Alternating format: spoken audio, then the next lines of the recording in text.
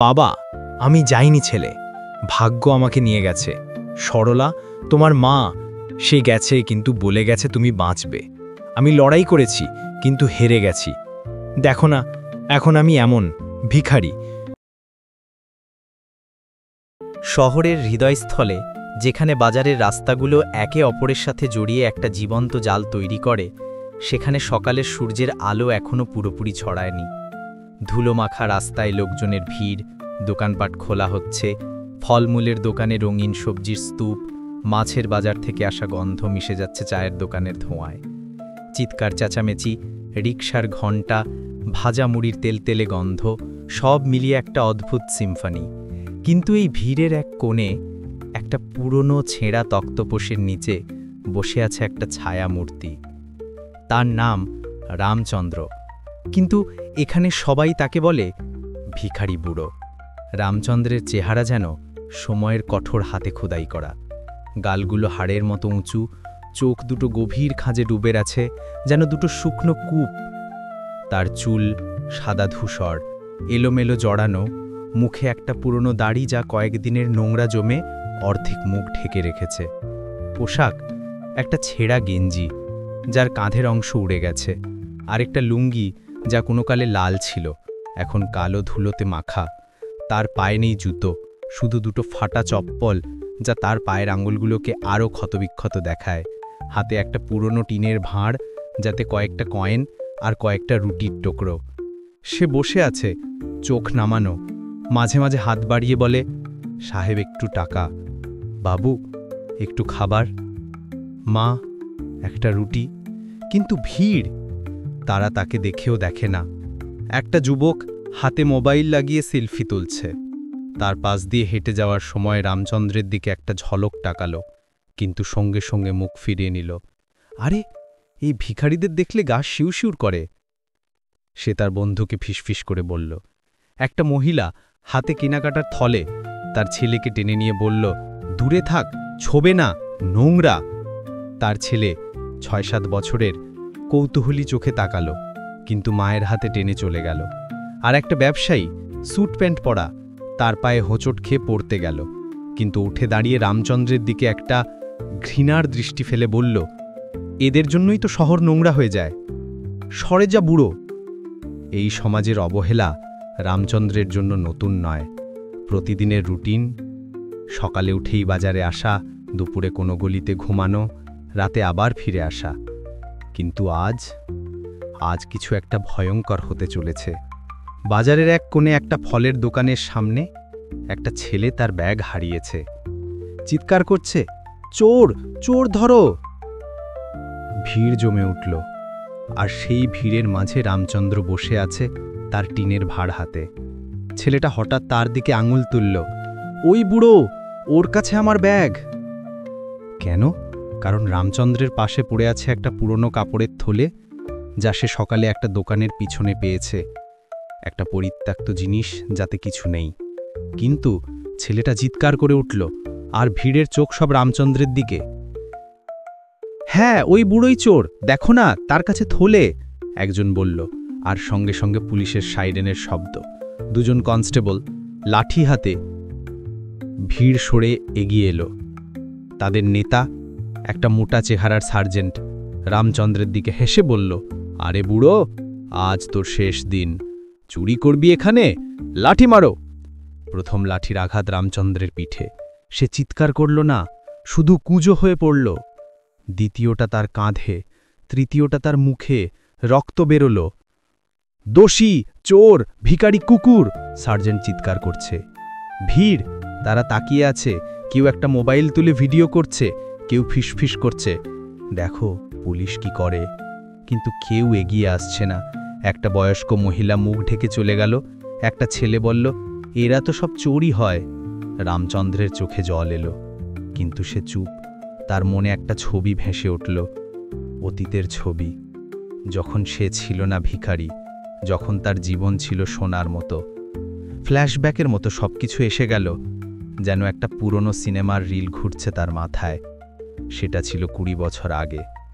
রামচন্দ্র ছিলেন একজন স্কুলের হেডমাস্টার, একটা ছোট্ট শহরের সরকারি স্কুলে। তার বয়স তখন 40-এর কাছাকাছি। চেহারা তখনও সতেজ, কালো চুল, চোখে চশমা, সাদা শার্ট প্যান্ট পরে স্কুলে যাওয়া। তার স্ত্রী সরলা ছিলেন তার জীবনের আলো। সরলা ছিলেন একজন সাধারণ গৃহিণী, কিন্তু তার হাসিতে ছিল জাদু। তাদের একটা ছেলে অমিত, 5 বছরের। চোখে তার বাবার মতোই স্বপ্ন। বাড়িটা ছিল ছোট কিন্তু সচ্ছল। রামচন্দ্রের মাইনে ছিল যথেষ্ট। স্কুলের ছুটিতে তিনি বই লিখতেন শিক্ষা নিয়ে।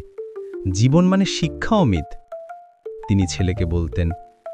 শিক্ষা তোকে মানুষ করে। কিন্তু ভাগ্যের খেলা শুরু হলো একটা দুর্ঘটনা দিয়ে। স্কুলের কাছে একটা নদীর ধারে অমিত খেলছিল। রামচন্দ্র স্কুল থেকে ফিরছিলেন। সরলা বাড়িতে রান্না করছিলেন। হঠাৎ চিৎকার, অমিত পড়ে গেছে নদীতে। রামচন্দ্র ছুটে গেলেন, কিন্তু দেরি হয়ে গেল। অমিতকে বাঁচানো গেল না। সেই রাতে হাসপাতালের বেডে রামচন্দ্র অজ্ঞান। সরলা, সে ছেলের মৃত্যুর খবর শুনে পাগলের মতো হয়ে গেল। আমার ছেলে রামু কেন কেন আমাদের সাথে এমন করল প্রভু? সে কাঁদতে কাঁদতে বলছিল। রামচন্দ্র চুপ করে বসেছিলেন, তার মনে একটা শূন্যতা। কিন্তু সেটাও শেষ নয়। দুর্ভাগ্যের চেন চলতে থাকে। স্কুলে একটা ঘটনা, একটা ছাত্রকে শাস্তি দিয়েছিলেন রামচন্দ্র, কিন্তু সেই ছাত্রের বাবা ছিলেন একটা পলিটিশিয়ান। তারা অভিযোগ করল হেডমাস্টার ছাত্রকে মেরেছে, অযোগ্য। রামচন্দ্রের বিরুদ্ধে মিথ্যা মামলা। তিনি প্রমাণ করতে গেলেন, কিন্তু স্কুল বোর্ড তাকে সাসপেন্ড করল। মাইনে বন্ধ। বাড়ির ঋণ শুরু হলো। সরলা, যে ইতিমধ্যে ভেঙে পড়ছিল, একদিন রাতে বলল, রামু, আমি আর পারছি না। অমিতের জন্য আমার বুক ফেটে যায়। তুমি কেন আমাদের ছেড়ে যাও না? রামচন্দ্র তাকে জড়িয়ে ধরলেন। সরলা, আমি আছি, সব ঠিক হয়ে যাবে, আমরা লড়াই করব। কিন্তু লড়াইয়ে হারলেন। মামলা চলতে চলতে দারিদ্র্য এসে গেল। বাড়ি বিক্রি করতে হলো। সরলার রোগে পড়ল, দুঃখের রোগ, যাকে বলে ডিপ্রেশন। ডাক্তারের খরচ, ওষুধ সব শেষ। এক রাতে রামচন্দ্র ফিরে এলেন বাড়িতে। সরলা শুয়ে আছে, তার হাতে একটা চিঠি। রামু, আমি যাইতাম অমিতের কাছে। তুমি বেঁচে থেকো, কিন্তু ভুলবো না। জীবন মানে ভালোবাসা। সে আত্মহত্যা করেছিল। রামচন্দ্রের জগৎ শেষ হয়ে গেল। সে চিৎকার করল, সরলা, না, কেন? আমার জন্য? আমি তোমাকে বাঁচাতে পারিনি। কিন্তু দেরি। তারপর অন্ধকার। রামচন্দ্র শহর ছেড়ে চলে এলেন, কাজ খুঁজলেন, কিন্তু কোথাও নিল না। তুমি তো সেই মামলার লোক বলে সবাই দূরে সরে গেল। ভুল বোঝাবুঝি, সবাই ভাবল তিনি অপরাধী। কয়েক মাস রাস্তায় কাটালেন, খাবার জন্য ভিক্ষে চাইলেন। চুল সাদা হয়ে গেল, চেহারা বদলে গেল। অমিতের ছবি, সরলার হাসি সব মনে ভাসে, কিন্তু কেউ বিশ্বাস করে না। আমি ছিলাম শিক্ষক, আমার ছেলে, না, কেউ শোনে না। তিনি নিজেকে বলেন। এখন এই বাজারে লাঠির আঘাতে পড়ে আছেন। ফ্ল্যাশব্যাক শেষ হল। রক্ত মুখে সে ফিসফিস করল, প্রভু কেন এমন? পুলিশ তাকে টেনে তুলল। হাসপাতালে নিয়ে যাও, তারপর জেলে। সার্জেন্ট বলল। ভিড় ছত্রভঙ্গ হলো, কিন্তু একটা ছেলে মোবাইলে ভিডিও করে সোশ্যাল মিডিয়ায় পোস্ট করল, পুলিশের অত্যাচার, ভিখারিকে মারধর। সেই ভিডিও ভাইরাল হলো। পরের দিন সকালে খবরের কাগজে, টিভিতে, সব জায়গায়। আদালতে মামলা। রামচন্দ্রকে হাসপাতাল থেকে আদালতে আনা হলো। তার শরীরে ব্যান্ডেজ মোড়া, চোখে একটা শূন্যতা। আদালতের হল, উঁচু ছাদ, কাঠের বেঞ্চি, আইনজীবীদের ফিসফিস। বিচারকের চেয়ারে বসে আছেন অমিত। না, অমিত নয়, কিন্তু অমিতের মতোই দেখতে। অমিত, যে এখন বিচারক অমিত রায়। তার বয়স এখন 25। চোখে চশমা, কালো গাউন, মুখে একটা কঠোরতা। সে তার বাবাকে হারিয়েছে ছোটবেলায়। মা আত্মহত্যা করেছে, বাবা অদৃশ্য হয়ে গেছে। সে পড়াশোনা করেছে একা, IAS পাশ করেছে, এখন বিচারক। জীবন আমাকে শিখিয়েছে ন্যায়ের জন্য লড়তে, সে নিজেকে বলে। আজকের মামলা, পুলিশের অত্যাচারের বিরুদ্ধে মামলা। আসামি রামচন্দ্র দাস, ভিখারি। অমিতের সামনে দাঁড় করানো হলো রামচন্দ্রকে। তার চোখ পড়ল সেই মুখে, ফাটা ঠোঁট, রক্তের দাগ, কিন্তু চোখ দুটো, সেই চোখ। অমিতের হাত কাঁপল। এই লোকটিকে? সে ফিসফিস করে বলল। আইনজীবী বলল, হুজুর, একটা ভিখারি, চুরির অভিযোগে পুলিশ মেরেছে। কিন্তু ভিডিওতে দেখা যাচ্ছে ভুল বোঝাবুঝি। অমিত উঠে দাঁড়াল। আদালত নিস্তব্ধ। সে রামচন্দ্রের কাছে এগিয়ে গেল, তার মুখ তুলে ধরল। চোখে চোখ পড়ল। রামচন্দ্রের চোখে জল এলো। অমিত, আমার ছেলে? আদালতের বাতাস যেন থমকে গেল। অমিতের গলা আটকে গেল। বাবা, তুমি বেঁচে আছো? তার কণ্ঠস্বর কাঁপছে। রামচন্দ্র অসহায়ভাবে তার দিকে তাকালো, হাত বাড়ালো। বাবা, অমিত, আমি তোমার বাবা। আমি যাইনি ছেলে, ভাগ্য আমাকে নিয়ে গেছে। সরলা, তোমার মা, সে গেছে কিন্তু বলে গেছে তুমি বাঁচবে। আমি লড়াই করেছি কিন্তু হেরে গেছি। দেখো না, এখন আমি এমন ভিখারি, কিন্তু তুমি বিচারক হয়েছ। আমার ছেলে। তার গলা ভেঙে গেল, কান্না উতলে উঠল। অমিত আর নিজেকে ধরতে পারল না। সে গাউনটা ফেলে দিয়ে রামচন্দ্রকে বুকে টেনে নিল। বাবা, আমি ভেবেছিলাম তুমি মরে গেছো। মা বলে গেছে তুমি আমাতে ছেলে চলে গেছো, কিন্তু না, তুমি এখানে ছিলে। রাস্তায় কেন বলনি? কেন এসোনি?